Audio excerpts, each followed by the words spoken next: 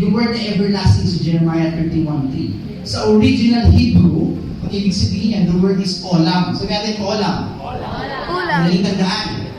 Ano ba paborito mo? Olam. Ayan, madaling tandaan eh. Olam. Ang ibig sabihin ng olam sa Hebrew, eternal. O, pag sinabing eternal, may simula? Wala. May katapusan? Ganon ang pag-ibig niya sa'yo. Walang simula, walang katapusan. Kaya hindi mo pwedeng sabihin na panagkamali ka, tumitigil ang pag-ibig ng Diyos. Hindi. Wala kang simula, walang katapusan.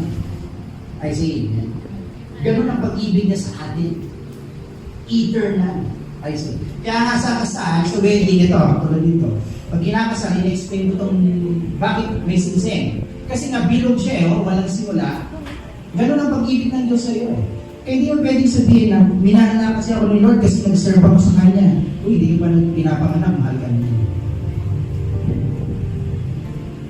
Kasi kung nag-kepisa ka sa Lord kasi sipag-sipag ko sa church, hindi ka pa nagsusunod, baka mahal ka niya. Siguro kaya binibless ako ni Lord, ang grabe ako magbigay sa church. Hindi ko pa nga nagbibigay, binibless ka niya. Ano yung point ko? Mahal ka ng Diyos, hindi sa ginawa mo. Mahal ka niya kasi mahal ka niya. Period. Oy, palapakan nga